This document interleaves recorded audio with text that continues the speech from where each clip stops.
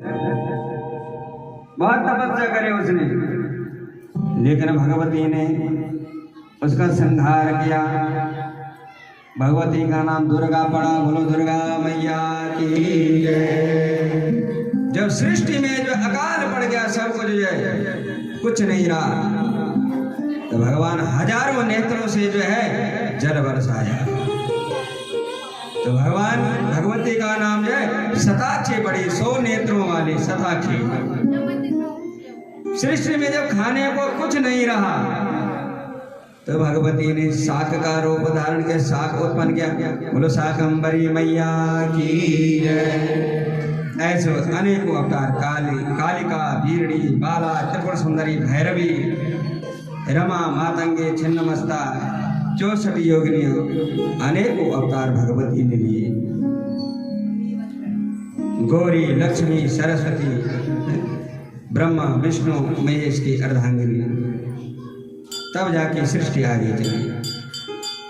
सती का आपने वर्णन किया। भद्रकाली, ललिता, बिलाक्षी, मनसा देवी, राधा, गंगा, तुलसी, ये भी जगत कल्याण के लिए धरती पे आई गंगा जी का आपने वर्णन सुना।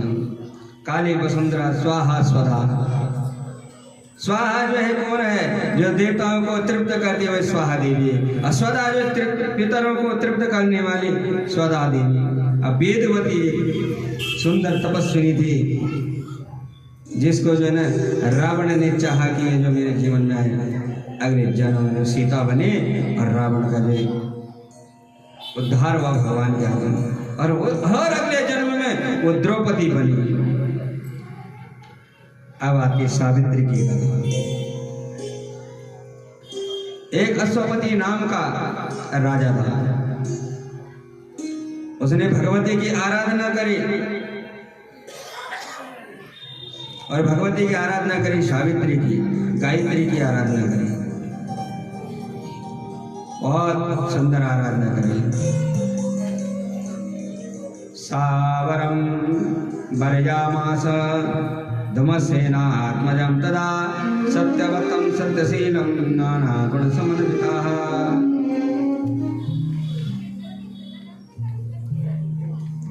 वरदान दे दिया, जाओ तुम्हारी एक सुंदर पुत्री होगी मेरे अंश से। गायत्री को तो सावित्री जो है जन्म ले लिया,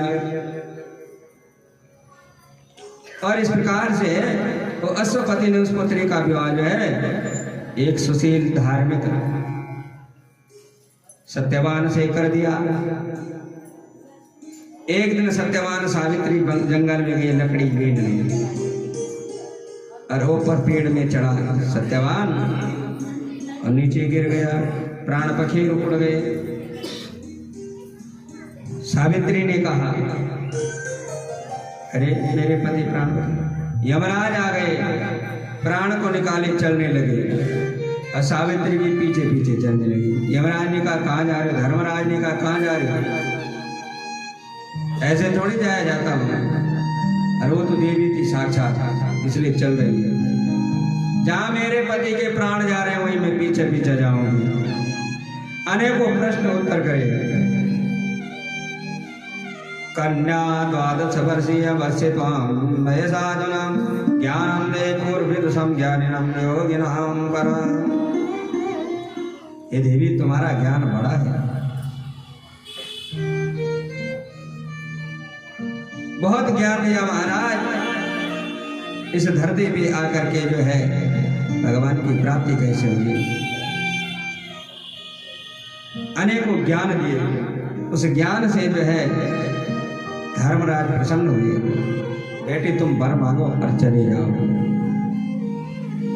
क्या मांगा वर? बड़ी चतुर, सत्यवत और शानम पुत्राणाम शतकम मम भविष्यति महाभाग वरम एतं दीप्तिसं मदपितो पुत्र शतकम सुस्वरस्य जटाक्षुषे राजलाभ भवत्ययं वरमेतं दीप्तिसं।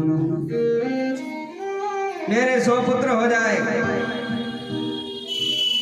मेरे सास ससुर की आंखें वापस आ जाए, धन धान्य से कर जाए, तो धर्मराज ने ऐसे तथास्तु कह दिया। उसकी प्रश्नोत्तरी पे बाद में सोचा मैंने किसको आशीर्वाद है, बोले महाराज अब आपने आशीर्वाद दिया, सुपुत्र कैसे होगा, पति तो तुम ले जा रहे हो मेरे। धर्मराज को छोड़ना पड़ा, ले जाओ अपने पति को। ऐसे सत्यवान सावित्री सत्य की राह पे चढ़ने वाले, भविष्यति महासाधे सर्वम मानसिकम तव जीव कर्म का कथयामि निशामया, जाओ तुम हमेशा सुखी रहोगे। और सावित्री ने वो साक्षात गायत्री थी। इस प्रकार से सत्यवान सावित्री का जो है पुनः जो जीवन चला। देवी भागवत अनेक प्रकार शुभ अशुभ कर्म विवेचन शक्ति बुद्धि धर्म की राह पे चलना चाहिए, अधर्म को त्यागना चाहिए। इस प्रकार से गायत्री की उपासना, हर प्रकार से देवी की ब्राह्मणी की कथा, अनेकों कथाएं जो भगवती की आपने श्रवण करी। और ये 9 दिन तक जो काफी वर्णन इसमें कुंभी पाक नरक आदि का वर्णन। तो कुल मिला के ये है कि असत कर्म से जो है जीव जो है कुंभी पाक आदि नरक भोगता है पाप कर्म से। देवी भागवत सुनने से जो अपुत्र लभते पुत्रान् धनार्थे धनमाप्नुयात् विद्यार्थे प्राप्नुयात् विद्यम कीर्तिमंडित भूतः। जो पुत्र की इच्छा करते पुत्र